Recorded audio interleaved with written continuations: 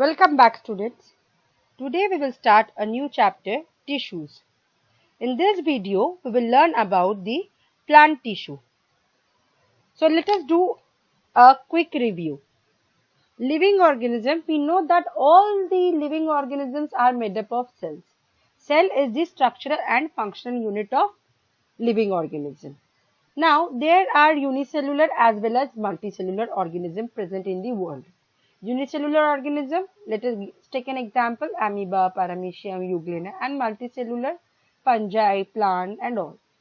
Now, in unicellular organism, the only single cell is capable of performing several functions such as respiration, digestion and clearing of the cell, that means removing of the waste. Excretion. Now, in multicellular, there is a division of labor. There are different types as well as a group of cells that perform different functions in a multicellular organism. For example, in animal, muscle cells are responsible for causing movement, nerve cells are responsible for carrying messages and signal from one part of the body to another. And blood is responsible for transportation of food and oxygen to the different part of the body. Kidney is responsible for removing the waste.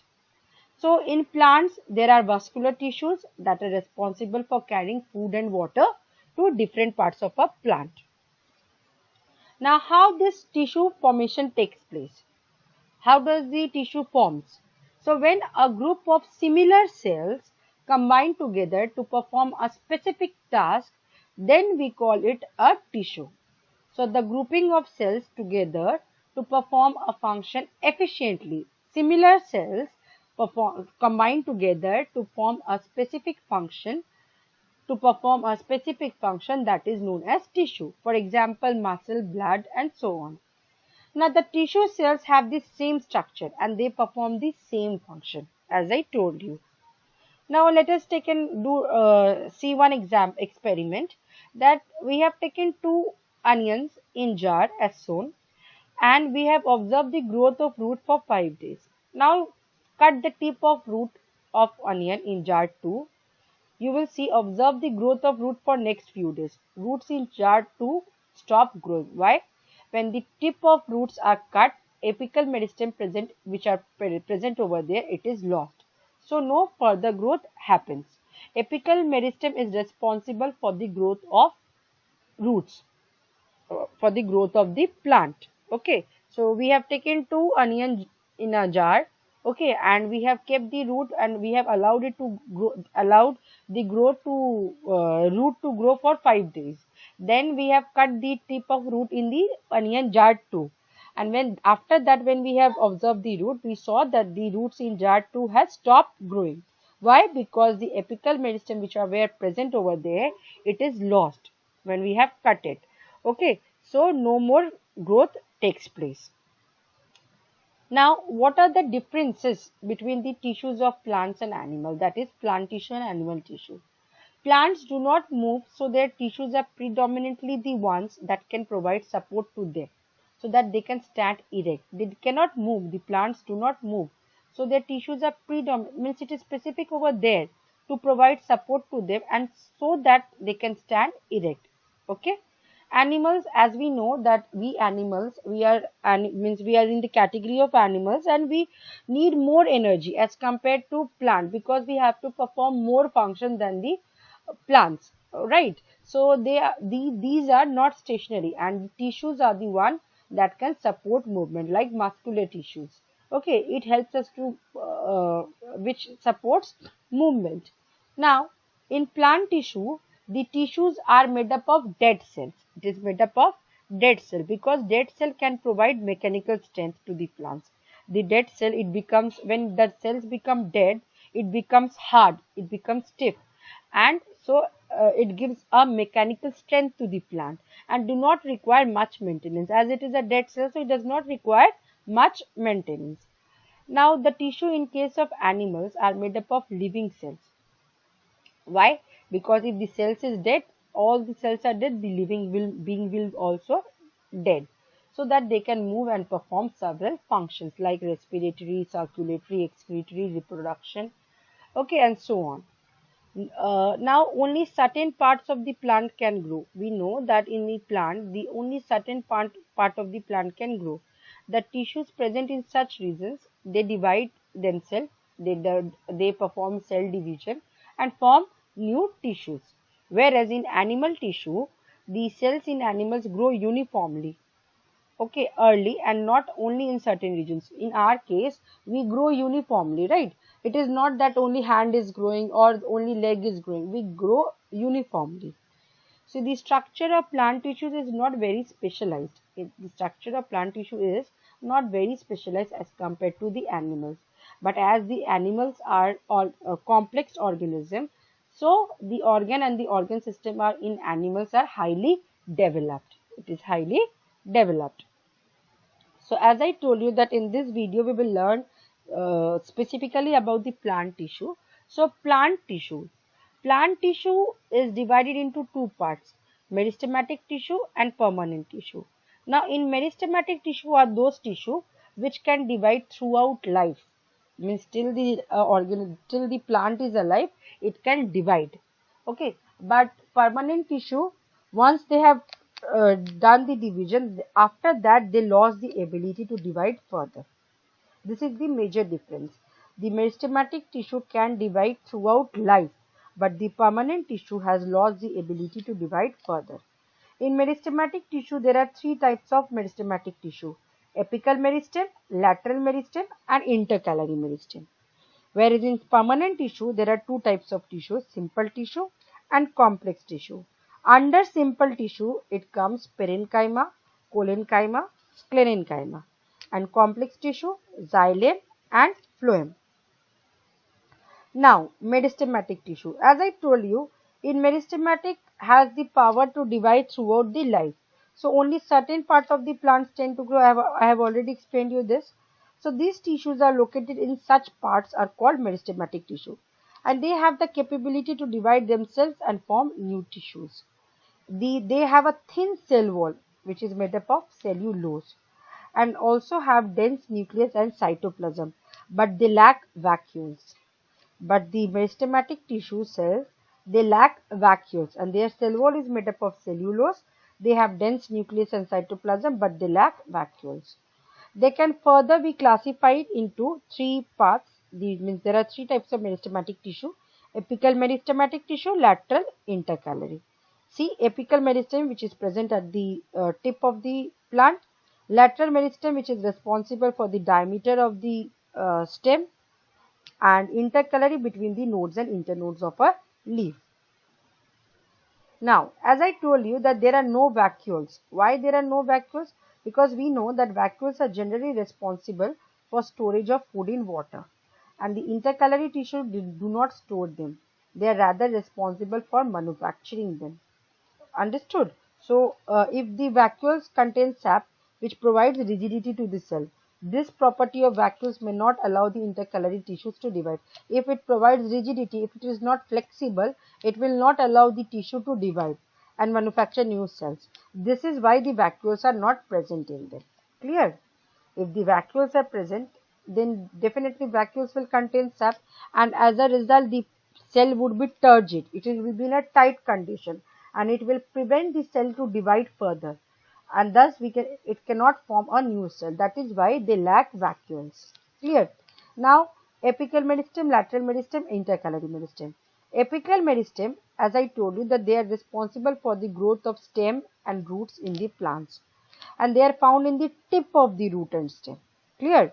The exact location you need to know. In lateral meristem, they are responsible for increasing the circumference.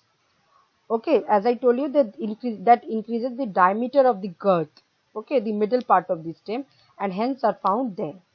Intercalary meristem, these tissues are found at the internode or stem regions between the places at which leaves attach. Okay. Now, permanent tissue. We read about the meristematic tissue. Now, permanent tissue. Under meristematic tissue, there are three types of tissue: apical, lateral, intercalary. Now, permanent tissue. Permanent tissues are those tissues that have lost their ability to divide further. Okay. and thus they become permanent tissues of the plant. Differentiation, the process by which cells of the meristematic tissues convert themselves into a permanent tissue by taking a fixed shape, size and function, is called differentiation.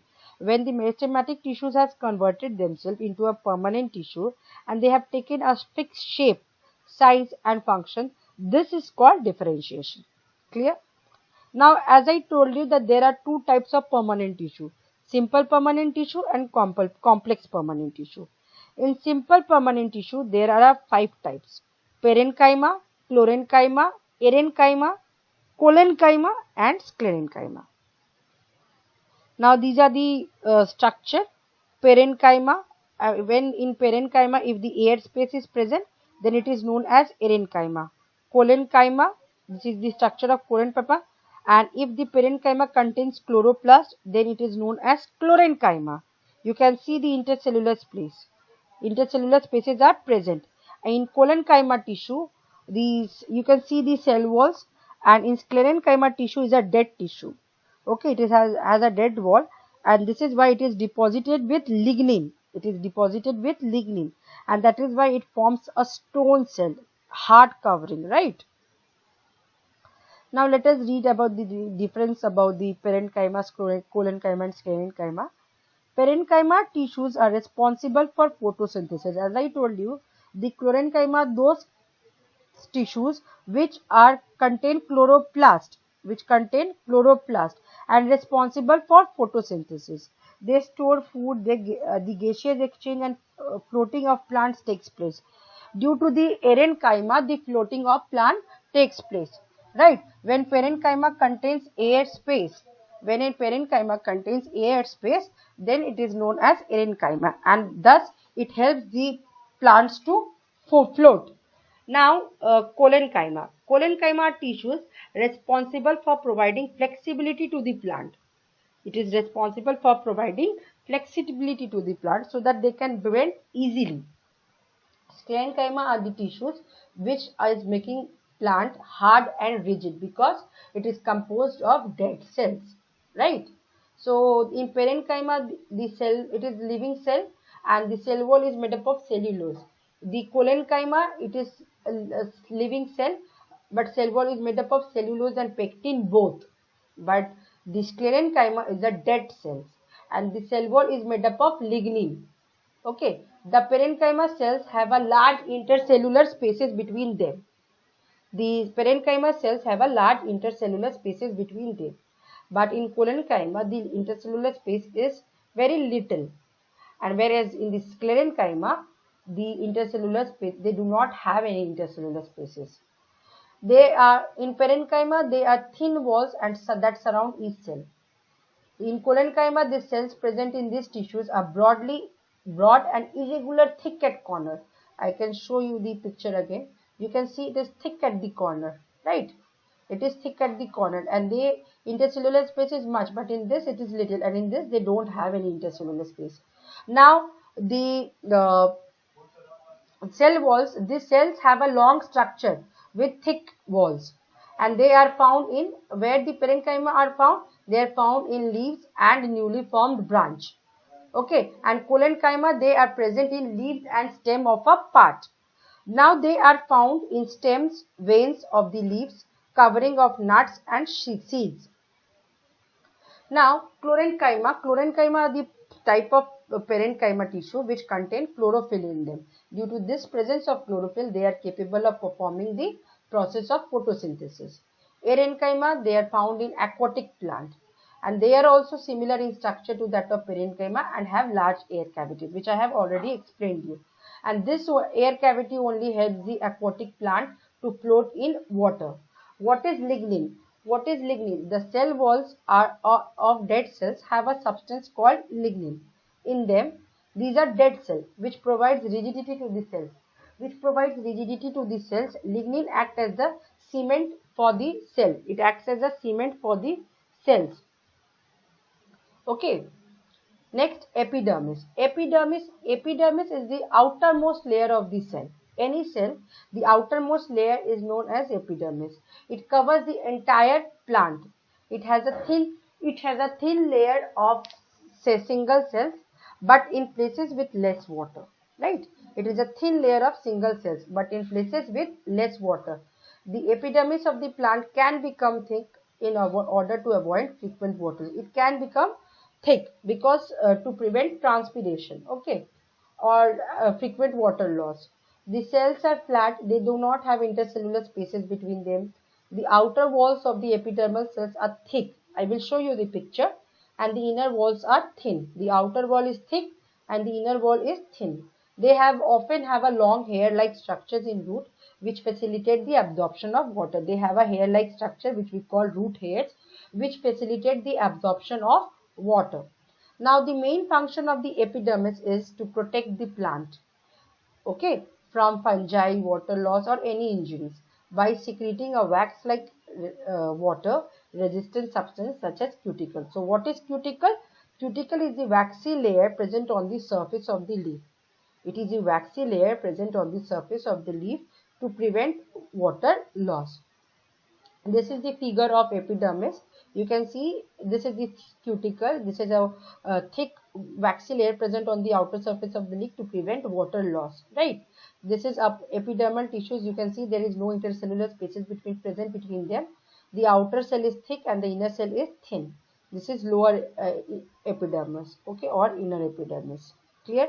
And this stoma has a guard cells which facilitate in exchanging of gas. Stomata are a pore-like structure that are present in the epidermis of leaf, in the lower epidermis generally. These pores are closed by two cells that have a similar shape as a kidney, and these are called guard cells of a stomata. These are guard cells of a stomata, and these are modified epidermal cells, and this is responsible for exchange of gases and transpiration. Okay, these are responsible for the exchange of gases and transpiration. Now we will read about complex permanent tissue. Complex permanent tissues are of two types, xylem and phloem. Xylem and phloem, collectively it forms a vascular bundle. Okay. Now these different types of cells coordinate with each other and perform a common function in this tissue. Xylem is responsible for the conduction of water from the roots to the upward part of the plant, whereas phloem is responsible for the conduction of food from the leaves to the different part of the plant. Okay, xylem, now let us read. Now I have already told you this, that their main function is to carry food and water in the plant, and both have a vascular bundle which is a conductive tissue in plants that helps them to survive in different environmental conditions. Now xylems are made up of dead cells. They have a thick cell lining. It consists of tracheids, vessel, xylem parenchyma, xylem fibers. They have broad tubular structure so that they allow transportation of food and water. It generally transport water, and parenchyma, it stores food which are water horizontally, and xylem fiber transport location. Let us see the example. See, this is tracheids, this is vessel, this is fiber, and this is the perforation plate parenchyma. It stores food, okay, and it supports, the fiber supports the plant for the transportation. Now phloem is made up of living cell, and it is dead cell, it is living cell. It allows the movement of food from the leaves to the other part of the plant. Now the following, in phloem composed of sieve tubes, companion cell, phloem fibers, phloem parenchyma. Now boat-shaped cell with porous wall. They facilitate the function of sieve tubes, provide flexibility to the phloem, and phloem parenchyma stores starch and protein. You can see the structure. This is sieve plate, this is fiber which is dead, sieve element, sieve area, these are the sieve, it like chunni types, and these are the companion which helps the sieve plate to function. Okay. So let us read the difference of xylem and phloem. Xylems are made of dead cell, phloem living cell. The xylem cells are thick, phloem are thin. Xylem cell wall composed of is made up of lignin, phloem is made up of cellulose. Permeability, xylem is impermeable, it does not allow the water, it is impermeable, and the phloem is permeable. In xylem, they don't have cytoplasm, but the phloem has cytoplasm lining. Xylem transport water and minerals, that is sap, and phloem transports food. Xylem is the xylem conducts water from roots to the leaves, means that is it is carried to the leaves, and phloem transports food to growing parts and storage organs. Xylem direction of flow is upward, unidirectional, right? Phloem is bidirectional, up and down both. Tissue alloys has fibers and it is made up of companion cells. Thank you. So I hope this video is clear to you all. If you all have any doubt, please do not hesitate to ask me. Stay at home, stay safe. Please study at home. Thank you.